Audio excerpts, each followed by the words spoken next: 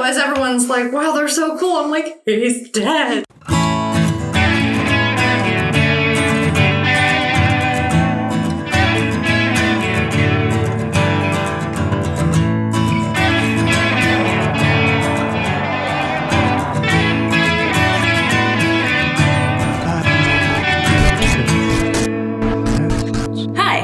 Welcome to the podcast, The Book Isn't Necessarily Better, a library podcast presented by the Community Library Network in Northern Idaho. We are your podcast hosts, Roxanne and Mikayla. And today we have a special guest with us. We have Amanda, our coworker here at the Post Falls Library, but she's soon moving to a new role. What are you going to be doing, Amanda? Well, starting on July 5th, I will be working at the Hinton Library, and I will be the Youth Services Sub and Homeschool Programs and Services Support Person. That's great. Mm-hmm. We're going to be really sad to see you go, but you're going to be really great over there. I'm very excited. So tell us just real quickly a little bit about what you're going to do as the homeschool coordinator. Honestly, I don't know because it's a new position. But what I'm hoping that I'll be able to do is help homeschooling families find the resources that they want and need to homeschool successfully, and also to provide opportunities to socialize here at the library and learn. So to supplement their homeschool education, I have a dream of someday like running a free-range learning center, which it kind of the library already is.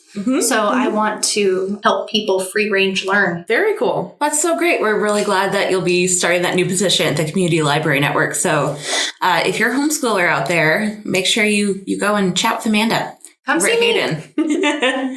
So today we're going to be talking about a very famous novel called The Outsiders by S.E. Hinton. We're going to start with a little bio about her. That's right, I said her. You're right. You may not know S.E. Hinton was born Susan Eloise Hinton in 1948 in Tulsa, Oklahoma. She did not use her initials when writing, initially because she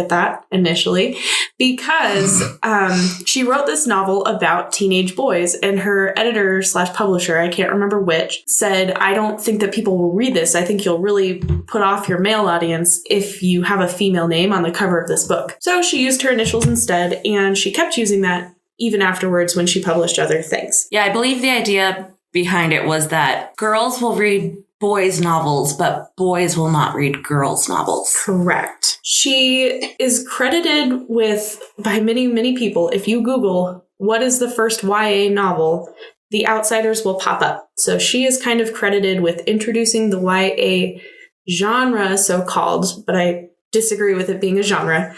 Why is that? Because it's a category. It's a category that's used by marketers and by libraries, in fact, to just kind of suggest who would be the most likely audience for a book. It is not a genre. And will you fight anyone who disagrees with you? We can duke it out right now. No, I don't have any strong feelings with this. On this one. It would be like saying children's is a genre or adult is a genre. Exactly. And we don't call either of those genres. So there, everyone. Your fun fact of the day. Go impress your friends. S.E. Hinton wrote The Outsiders while she was in high school.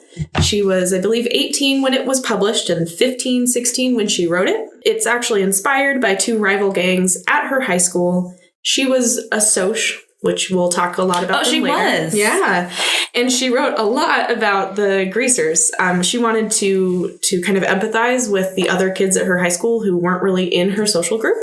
And that is why she wrote The Outsiders. Another reason was also that she said she couldn't find anything in her library that was really speaking to her as a teenager. Mm-hmm. And that kind of goes back to introducing that YA genre. She read a lot of adult novels that were written for adults but talked about kids, or a lot of novels that she thought could have translated but weren't really written for her audience. And that is why she read about teenagers and why she is credited as that sort of inventor. The 1967 version of the book, Back Flap, is... it was written, it's a truly remarkable book about teenagers, for teenagers, by a teenager who understands what it's like. So they leaned really hard into that marketing. Well, I know that it sold 14 million copies after it was published in 1967. And it made me wonder how a teenager was able to get a nationally published book. Mm-hmm. So when she finished the book, she handed the manuscript to a friend's mom who worked in book agencies in New York. So that's how she got into the biz. She had a little help. Yeah, kind of like Christopher Paolini. Ooh, what happened there? His parents own a small bookshop. Who is he? The guy who wrote Aragon. What's Aragon? Oh my God. What is happening? Girl, I don't know. Okay. It's an extremely famous book about a dragon. It can't be that famous because I haven't heard of it. I'm just saying it was like in the zeitgeist when you and I were kids. Like way in the zeitgeist. I don't know. Now I need to know if Amelia Atwater Rhodes also had parents who owned a bookstore. Oh. I don't know who that is either. I don't know who that is. Amelia Atwater Rhodes wrote her novels when she was a teenager. She wrote such titles as Hawk Song, Snake Charm, Wolf Cry. The first one that I ever read, Demon in My View, which is about vampires. So it sounds like she writes in the fantasy genre, correct? Why, yes. Oh, okay. Which would also probably be why I hadn't necessarily heard of her or this Aragon person. So do you want to tell us a little bit about The Outsiders and why you chose it today and what happens in it? All right. So The Outsiders, I briefly described it to my children when I offered to read it to them as a story about youth engaged in corporate violence. And they said, no, thank you. And by corporate, you don't mean Target. No, I mean as a group violence. Okay. But it's really about Ponyboy Curtis. He lives with his two brothers, Dairy and Soda Pop. He lives with his brothers because his parents died, and they are greasers. And in this town where they live, greasers and the rich people, or socias, fight. At least the males of the species do. There's a lot of scenes where the socias and the greasers are engaged in violence with each other. They're getting jumped. They're going to have a rumble. But then there's moments where you see across the lines. And as Cherry mentions, who is a soc, things are rough all over. It reminds me a little bit, and in a much more violent way, obviously, of both Grease and West Side Story. Yes, I got some heavy West Side Story vibes reading it. It's like if you mixed the two together and subtracted all of the music. I think that's what this book is. Although it definitely had way more to do with class, whereas I feel like West Side Story, it's race instead of class. They're all from lower income. And then Grease, they don't really... No, but there's a person named Sandy. So a little bit of crossover in both, right? Sandy? Who's Sandy again? Sandy is Soda Pop's girlfriend. Oh, right. Oh, right. That's right. Who he got pregnant, or did he? Or did he? She's very off-screen. Yeah. Mm-hmm. But there's a Sandy in both. There's a sort of Danny Zuko character in both. So not really for the optics of it, but the fact that there's a gang of like greasers and they're trying to make friends with the socias. At least the females of the species. Right. And that sort of kicks off the whole trouble. Mm-hmm. Tell us about the trouble. Oh, the trouble. So the trouble begins at the drive-in movie theater. As it does in Grease. Yes. Oh, another connection. There we go. It does. Yes. So Ponyboy and Johnny, his friend, go to the movies with Dally. And Dally is the character who Ponyboy describes as someone who doesn't care about anybody or anything and gets into as much trouble as he can everywhere he can. And I can imagine probably has a lot of trauma behind his behavior. Absolutely. So when the three greasers sit down behind two soc girls, Dally harasses one particular girl up front named Cherry. And in this moment, Johnny tells Dally to back off, and amazingly, he does. Because it was Johnny according to Ponyboy. Everything's according to Ponyboy. Johnny's sort of the sweet, sensitive one of the gang. He is the sweet, sensitive. I would say both Ponyboy and Johnny are sweet, sensitive. I'd say, like, Johnny's, like, the sweet, sensitive, like, if everyone has their archetype, then Ponyboy is the brains. He's the reader. He likes to read. I was thinking he was also a stand-in for the reader, which is kind of true. And tell us a little bit about the framing device used for this. The framing device is a school assignment. You don't find that out till the very end. Right. But Ponyboy is writing his memoir of this 1 week in his life as a paper for school. Awesome. And pretty much because he's flunkied out. And it's his last chance. Yeah. Yes. But, I mean, he starts the book as a good student. Right. But he goes through trauma after trauma, and then his grades slip. And he's also dealing with a traumatic brain injury. Right. Which you can see. Good point. Yeah, at the very end of the book, you notice that he says, it's hard for me to remember things. I keep leaving things like my shoes at school. And he trips on things. He trips on things. He has trouble concentrating. So he's actually having trouble at school, not because he's a greaser, but because he's been physically damaged. Interesting. Wow. See, I interpreted that as he has PTSD and sort of has like brain fog from it, but I think also brain injury makes more sense. Yeah, absolutely. Hadn't thought of that. Where does he sustain said brain injury? At the Rumble. Ooh. Yeah. See, and this is where it gets West Side Story. Very. But they call it a Rumble there too. They do. I think. Yeah. Maybe we should back up a little bit to what Johnny and he did. After the drive-in movie issue happened, turns out that Cherry is dating a soc, Bob. Can I talk about Bob and Steve's names for a minute? Bob? Yeah, let's talk about it. So I watched the trailer, the original official trailer for this movie by Francis Coppola. And the trailer was hilarious because it says, Ponyboy, Soda Pop, Dally, Two-Bit, Bob, Steve. And that was it. Oh, no. It showed the characters and said their names. And then it was like, The Outsiders, coming soon. Bob. So all we need to know is that these boys have weird names. And these boys who look, preppy and nice. The squares. The squares, they have normal names. Wow. Yeah, she describes them as the boys in the Madras shirts. And the Madras. Right, which are basically those button-up shirts, right? Yeah. They're like Hawaiian, not Hawaiian necessarily, but like bowling shirts, really. Yeah, boring. Yeah, so Cherry, who was given a normal name, Sherry, at birth, but was given a nickname. So names play into this, how weird your name is, where you fall. Cherry is dating Bob, but does not want to be at the movies with Bob because Bob's been drinking. So then the Greasers offer to take Cherry and her friend home, and the Socias did not like that.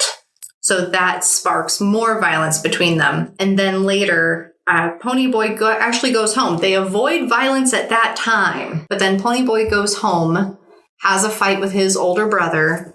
His older brother hits him. Ponyboy runs away, finds Johnny at the park. And that's when the Socias find the two sweet, sensitive greasers all by themselves. And they instigate violence and try to drown Ponyboy. And Johnny has been jumped before, so he's suffering from PTSD, and he's abused at home. He carries a knife with him. He ends up stabbing Bob to death to save Ponyboy. I'd be a little more sad about it if you didn't just say stab Bob. I know, but it's just Bob. Anyway, there's been violence on both sides. Kid is dead, unfortunately. Johnny and Ponyboy do what? They run away. First they go find Dally. Oh. The troublemaker. Oh, great. That's what you want. Yes. And he gives them $50 and a gun and tells them to go to a certain town and hide in a church. That's how my parents sent me off after I graduated high school. I turned out okay. So does Ponyboy, theoretically. So I also, in preparation for this, so I read the book. I didn't watch the movie, but I watched some clips. Because I saw the movie when I was a kid. And then I watched the Thug Notes YouTube video for The Outsiders. And what is Thug Notes? Yeah, tell me about this. Thug Notes is amazing. So this gentleman, he breaks down books. First, he gives the plot, and then he gives the analysis. He animates it. So he uses tons of slang, which there's also a bunch of slang in Outsiders. So I love watching Thug Notes. Shout out to Thug Notes. Yeah.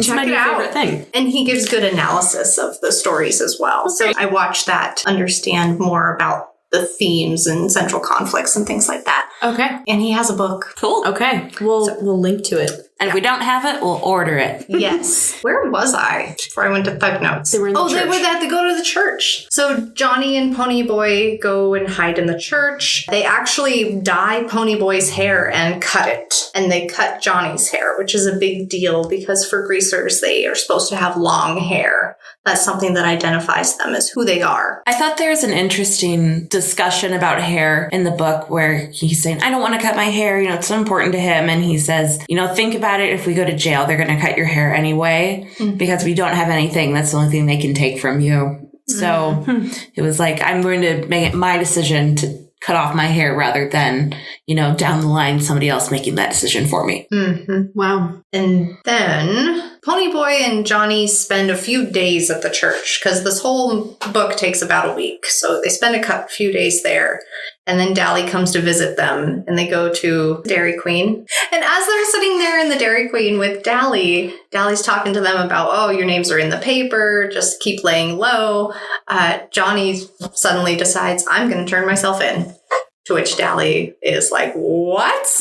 But he allows him to do it because Dally will let Johnny get away with anything. So they decide to go back, but first they go back to the church to get their stuff, whatever they had left there. And when they get back to the church, it's on fire and there's a picnic.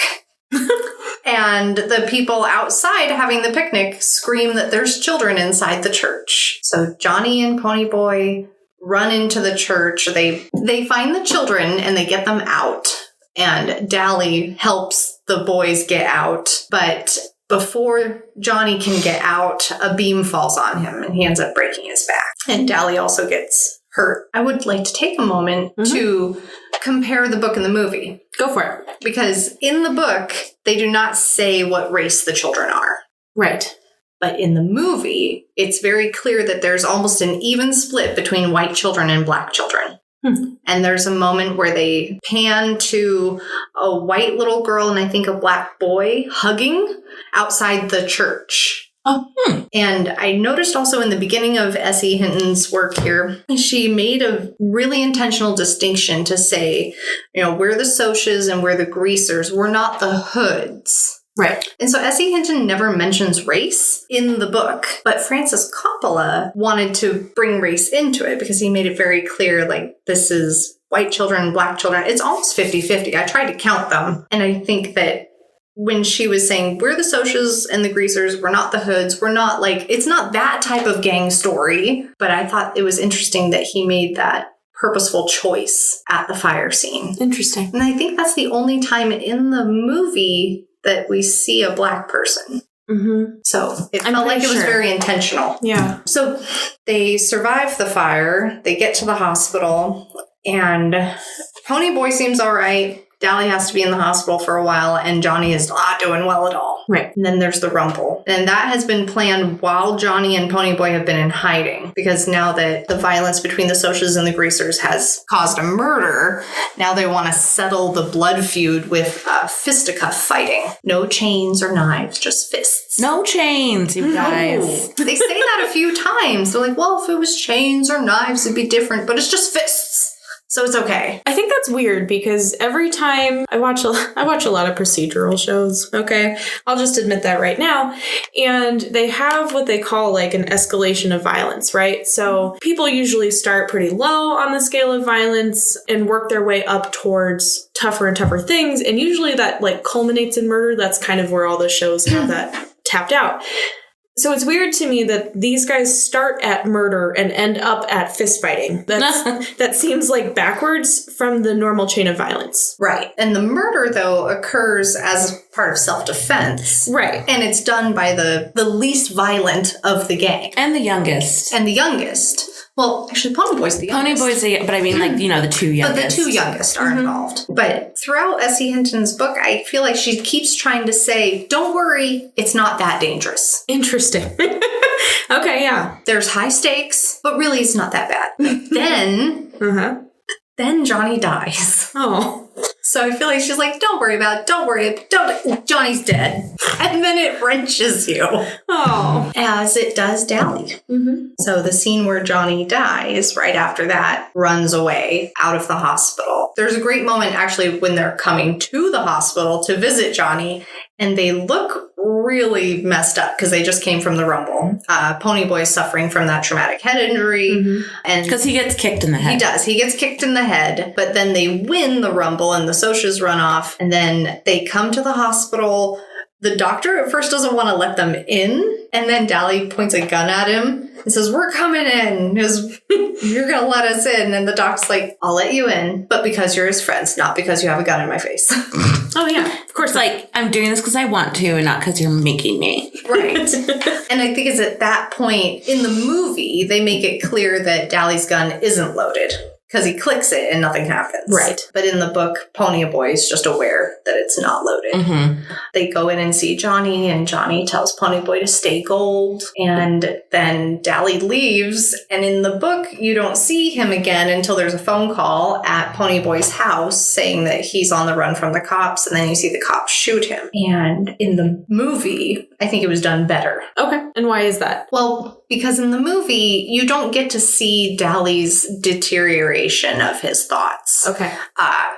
In the book, he's angry, he's screaming, he runs out of the hospital, and you're like, well, this is probably not going to end well, but you don't see what happens to him. In the movie, Coppola shows him like looking at these magazines in the convenience store, and the guy who owns the place is watching him, and Dally's just looking at the magazines, and you can see on his face. Who was the actor who played? Matt Dillon. Matt Dillon. Matt Dillon's whole forehead is just like wrinkled up, and then it relaxes, and then it wrinkles and it relaxes, and it's just like you can see that his brain is moving back and forth so quickly that he can't hardly process it. And then he like suddenly it's like he just goes, I don't care. And his whole face just kind of falls, and he picks up the magazine and he rips it. And the guy at the front, instead of thinking, wow, this young man is definitely disturbed. And having maybe a psychotic break right now. And he looks like he's been punched in the face several times and he's having a complete meltdown. This is the moment where I'm going to say, you need to pay for that. So no compassion. And then Dally robs him at gunpoint. But he doesn't seem to really be aware of what he's really doing. Sure. And then he runs out into the night. And I think it's interesting that in the book, they give foreshadowing saying like, oh, the reason that we keep our door unlocked is so that any boy can come and spend the night on the couch if they need to, because you never want anyone to get to a point where they'll be bottling up so many emotions that it'll come out in robbing a gas station or something like that. Like they say like blowing their top. They don't want to blow their top and then they'll do something that they'll regret later. So Dally's finally blowing his top. And they all kind of do. I think the ending kind of culminates in the three Curtis boys having sort of a fight over Ponyboy's school. And Soda Pop actually runs out on them and might be about to blow his top, and they follow him out and he says, I don't want you to fight anymore. I just need us to be a family. And that's kind of where that book ends, is the three of them deciding to be a family and not argue so much anymore. It's really interesting. S.E. Hinton won a Margaret Edwards Award from the American Library Association for all the first 4 books that she wrote. So this was the first, and then 3 others. And the librarians who awarded her that Margaret A. Edwards Award said that it's because she has the ability to simultaneously explore the adolescent need to like be independent, but also belong to a group, and the need to like care for others, but also have them care for you. And that is really, really apparent in the end of The Outsiders, both with the family and with the larger group of greasers. Right. Everything is us and them. It feels very high stakes all the time. Like everything is so charged with emotion. Just like being a teenager. Exactly. So I feel like when I read it the first time, I was probably, 22, 23 and I was like, oh my God, everything in this is so important. And rereading it a couple years ago, I was like, meh, these guys are blowing everything way out of proportion. They're obviously just like crazy teenagers with their crazy teenage hormones doing stupid teenager stuff. So I have a very different reading of it now as an adult than I did as a kid. Mm-hmm. Yeah. Right, same. I read it when I was Ponyboy's age, so I would have been in 8th grade. And I remember thinking that Derry was so old. And then you watch the movie and Patrick Swayze was 31 when he played the character. But in the book, the oldest brother is only 20 years old. Right. I can't imagine being 20 and having to care for 2 siblings because my parents died. Right. Mm-hmm. Yeah, I identify much more with Derry when I reread the book now than I did earlier. It's worth mentioning that it is part of a genre called Bildungsroman, which is fun to say, but it's basically just any coming-of-age story. And a lot of those stories feel like that, right? Where they have very high stakes and everything is emotionally heightened, whereas as an adult, I'm like... all this could have been avoided. We've talked about this before. All this could have been avoided with a little more communication. Yeah, absolutely. Done. I think Roger Ebert has had a rule. It was something like the idiot rule, where if everyone wasn't an idiot, it would be fine. Okay, or there'd be no plot. This is kind of like that. It's also worth mentioning, so S.E. Hinton wrote this as a high schooler. It also kind of reads like a high schooler, like talking about their English class. She talks a lot about, well, Robert Frost, obviously. He has the nothing gold can stay line. You want to tell us a little bit about that one? Sure. The poem forms an integral part of the story, but it's actually very short. Robert Frost wrote, "Nothing gold can stay. Nature's first green is gold, her hardest hue to hold. Her early leaves a flower, but only so an hour. Then leaf subsides to leaf, so Eden sank to grief. So dawn goes down to day, nothing gold can stay." I feel like that's a great poem to pick for a young adult novel because it is short and fairly easy to analyze. And it's nice that Johnny actually does some analysis in the book for us. Go, Johnny. Yeah. Yeah. He does it in the movie too, and it cracks me up because Ralph Macchio plays Johnny in the movie. Who was a Karate Kid. Yes. And I think this is right after The Karate Kid came out, I want to say. This is like maybe his next movie. It might be right before. It's roughly in the same time as The Karate Kid, and it's when Ralph Macchio was a good actor. Is he not anymore? No. Have you watched Cobra Kai? Do I look like I watched Cobra Kai? My lord, it's bad. I also don't watch it. My husband likes it a lot, but we both agree that Ralph Macchio is the pits. Oh. I know, which is so unfortunate. But he has this really great, like, he's overlaid on the screen. He's already dead, and he's overlaid on the screen, like, basically doing poetry analysis. It's like hitting Ponyboy. You over the head. It is. It's so Karate great. Kid was the next movie. Oh, okay. Came out the next year. I mean, the whole movie is kind of a who's who of, like, will be famous in 2 years. Other authors that they mention or that are kind of tangentially mentioned include Salinger and Margaret Mitchell. Gone with the Wind is kind of a big thing in this book. And Shirley Jackson and Carson McCullers. So it's very much it's written by teenagers for teenagers because it's literally just I learned this in English class and here's me telling you about it later. So going back, we do want to talk about the movie because it is definitely a who's who of the 80s scene. So Roxanne, tell us who's in it. Right, so the movie has all of the heartthrobs from the 1980s, the male heartthrobs, and Diane Lane, who is beautiful in this. Yeah. Like, I'm getting my hair dyed today. I think I just need to bring a picture of her hair color to the dresser and be like, do this, please. So we have Patrick Swayze. We have Tom Cruise, Emilio Estevez, Ralph Macchio, Matt Dillon, and Rob Lowe. And they are the Greasers. You didn't mention Ponyboy.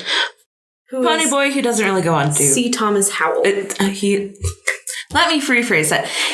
He was wonderful, and unfortunately, he was the only one who didn't go on to become an A-list celebrity. Listen, He's still working, though. Thank you. He's in tons of stuff. Cool. What is he in? I don't know. He was in The Walking Dead. Yeah. As a Hilltop resident. Nice. And Criminal Minds, which is one as of my... the Reaper. As the Reaper. So there. The Reaper. Yeah. All right. Thank you. I just wanted to shout out to C. Thomas Howell. Absolutely. I'd be remiss if we didn't. So this was a lot of their first movies. This came out in 1983. It's directed by Francis Ford Coppola. And the reason it was made into a movie is because a librarian... A school librarian had her 7th and 8th graders create a petition to Francis Ford Coppola to adapt the novel into a movie. Mm-hmm. And when you watch the movie, it is dedicated to those kiddos. Now, when you watched the movie, did you watch the original cut or the complete novel cut? I watched the complete novel cut because a YouTuber told me so. Oh, I didn't realize there were 2 different cuts. So I accidentally watched the complete novel which is better. Which is better. And I had done the research before that was like, oh, the movie isn't super faithful to the book. And I was like, what are you talking about? It's the book exactly. It's because they added in a lot of the things that make it exactly like the book later. Yeah, and they also changed the music for the second cut. In the first one, they had a composer do it who was Francis Ford Coppola's father. And for the second cut, the director's cut, they actually have... timely. It's like the 60s. Yeah, correct music for the 60s. Yeah. There's also a really, really, really terrible Stevie Wonder. Is it Stevie Wonder who does the... Yes, he does the song? Stevie Wonder. Ugh. I like it. Oh my God, no. Lay off. No, it's so bad. It's like just enjoy it for what it is. And it's Stevie Wonder. Listen, I'm really glad that the trend of like writing music specifically for a movie and I love the one in The Princess Bride. We've talked about this before, but many other movies make very, very terrible songs to sum up the movie at the beginning and the end. This one is bad. Just let it wash over you. I did. Just give into it. I didn't enjoy it. I just want to say something real quickly about Matt Dillon in this movie, because we've talked about his facial acting. Oh. The only thing I could think of during the entire movie was that Matt Dillon was simultaneously trying to be Keanu Reeves and Robert De Niro at the same time. Like, he's trying so hard to be like this gritty gangster guy with this like deep voice, but he's also trying to be this laid back cool guy like Keanu Reeves in Bill and Ted's Excellent Adventure. And it's weird. It's hammy as all get out.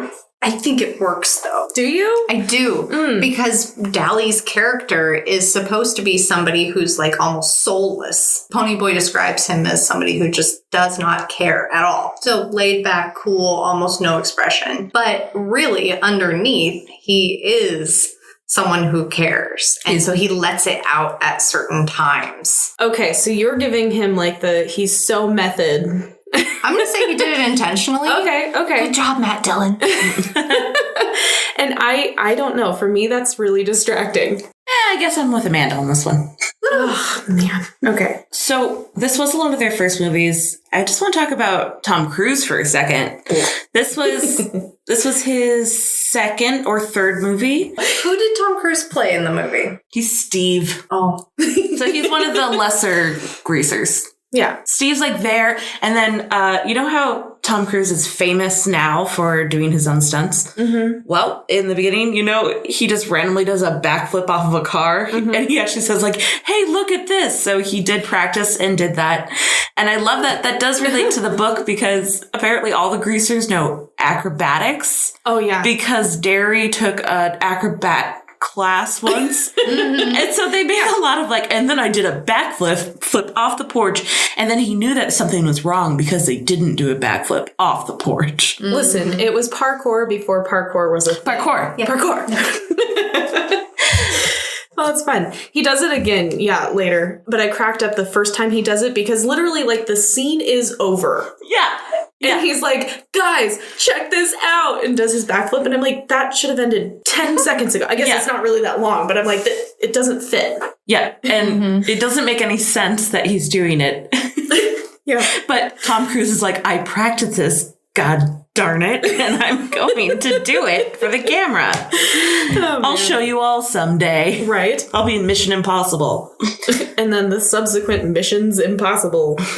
Yeah. The impossible missions. All of them. So apparently when they were filming this, in order to create more of a realistic tension between the greasers and the Socs, the actors who played the Socs and the actors who played the greasers were separated. Oh, like a social experiment. Yeah. Really. This is like that prison, the Stanford prison experiment. Oh my Yes. gosh, So they were like in a 16-story hotel. So all the greasers stayed on the 4th floor. All the Socs got to be on the higher floors. In the penthouse. Yes. That's so lame. They were given, the Socs were given better rooms, more spending money, free room service. And while the greasers got their scripts like in Trapper Keepers, the Socs got theirs in leather bound volumes. Wow. Mm-hmm. That's all I get. That's so method, it's not even funny. So this is all Francis Ford Coppola's doing? Yeah. Like, he decided all this? Man, that seems really mean. Well, apparently it worked. He also made Tom Cruise and Matt Dillon go stay with a family on the other side of the tracks in Tulsa. Even though the book doesn't say, this all takes place in Tulsa, Oklahoma, where S.E. Hinton is from. So they also filmed it in Tulsa. Mm-hmm. Yeah, so they had them go stay with like a lower income family from the so-called wrong side of the track. And they're like, we don't know who these people are. Did they even vet them? They had to like sleep in a basement on cots. Okay. And apparently he wanted them also to like spend a night in jail. And Matt Dillon was like, you spend a night in jail. No. So that's an interesting thing. The house that they filmed this in, the main house where the Curtis boys live, is now called the Outsiders House Museum. It was bought several years ago by this guy who's in a hip-hop group called the House of Pain. His name is Danny Boy O'Connor, which is such a perfect name for someone who owns the house of Ponyboy Curtis. It really is. It really is. He bought this several years ago and started turning it into a museum. So he's gotten like Francis Ford Coppola's director's chair, I think, is in there. They've got like a collection of switchblades. Who doesn't, though? Exactly. And other like set pieces that people have donated or period appropriate pieces. And I don't know if this ever did open to the public. It was supposed to open in 2019. And I don't know that it did. But someday you will be able to visit Tulsa and go to the Curtis house. Cool. Yeah. Let's go to Tulsa. Road trip. Road trip. Did you guys clock S.E. Hinton's cameo in the movie? I read about it later. I missed it. She played the nurse who is trying to help Dally, so Matt Dillon. And she's like, you need to put your robe on because he's in his tidy whities. Right. And he's like, no. And he gives her a hard time. And then she huffs off. Right. As she should. Don't put up with that. Yeah. Mm-hmm. All 4 of those early novels that she won the award for. And what are those novels? They are The Outsiders, Rumblefish, Tex, and that was then This Is Now. All became movies in the 80s or maybe early 90s. And Matt Dillon is in 3 of them, but not the last one. Well, because they decided they would make Rumblefish at the same time they were making, or basically right after, they'd make Rumblefish after The Outsiders. That's why a lot of the cast is in it. It's also filmed in Tulsa. He just thought it would be easier to sort of keep everyone down there. Okay. Diane Lane is in Rumblefish. There was one more adaptation I learned about. Did you guys hear about the 1990 adaptation? I heard about it. No. I heard it was bad. So Fox made a 13-episode, and then it got canceled, a show of The Outsiders. Mm-hmm. But what I really love is that the premiere was introduced by Bart Simpson. What? Because he's a youth. Excuse me? Uh-huh. That's funny. I did not know that. Mm-hmm. I did know that in 2006, this video game called Bully came out, and it's roughly based on The Outsiders. There's 2 groups of kids, the Greasers and the Preps. Mm-hmm. So basically The Outsiders. And one of the fight phrases when you like start fights is heads up, pony boy. Oh. Yeah, so there you go. Do you guys know about the song Hit or Miss by Newfound Glory that uses the part from the movie where Johnny is talking about nothing gold can stay? No, tell me about it. Okay, the song is Hit or Miss or Waited Too Long. It's by Newfound Glory. So it came out when I was a teen, 15 years ago, and I enjoyed it greatly. It's still one of my favorite bands. But in the beginning of the song, they sampled from the movie Ralph Macchio telling Ponyboy that nothing gold can stay. So he's got like lyrics credit. Yeah, he's in the song on the album. Wow. I have to say, the phrase stay gold, it does get me. I get verklempt. It's cute. I even actually have a necklace that says stay gold that I got from the librarian store out of print. Oh, that's cute. And I also love out of print. And so do you. So do I. Did you guys have to read this for high school? Just curious. I did. And one thing that I kept asking myself when I was rereading it now was, why was this assigned to me in school? I had to read it and I was like, I love this. I'm glad it was assigned to me. Oh, I loved it. Oh, interesting. I remember our teacher saying, do not read ahead, she said to the whole class. I read ahead. Well, of course. I don't know if it was reverse psychology or whatever, but I finished it well before we were done reading it in class. Big mistake. Huge. Yeah. So as everyone's like, wow, they're so cool, I'm like, he's dead. So I did not have to read this for high school, which I find very surprising because everyone else I know has read it, except the people I went to school with, obviously. Everyone I know from after school has had to read it for some reason. And it is one of the ALA's frequently banned or challenged books. So it's been banned or challenged in a lot of places for gang violence, underage smoking and drinking, some strong language / slang. I'm like, why do you ban something for slang? That's the dumbest. I can't even imagine. And Only also, squares try to ban books, though. So. And for family dysfunction. According to Thug Notes, the thing that really upset people was talking about the differences between the social classes. Oh, That was his take on it. we and can't I thought talk about that. But despite all that, it is also a frequent flyer on high school and even middle school reading lists. Mm-hmm. But I would also suggest reading it again as an adult, seeing how it's changed since maybe the first time you've read it, because it has for me a lot. All right, we gonna wrap up? Yes. You can find everything that we've been talking about at the Community Library Network. Absolutely. And if we don't have something, we can order it for you. So thanks for tuning in today, everyone. We have been Amanda and Roxanne and Mikayla for the Community Library Network Outsiders episode. We're encouraging you all to stay gold.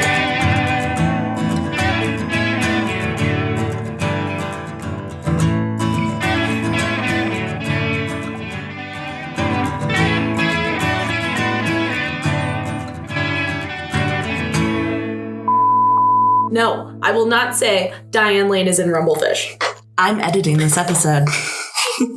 I'm the captain now. I had nothing for breakfast this morning because I was busy doing my notes and going down a rabbit hole about Rob Lowe. You're a robot. That's all I can say. Okay. We're obviously going to say stay gold at the end of this, right?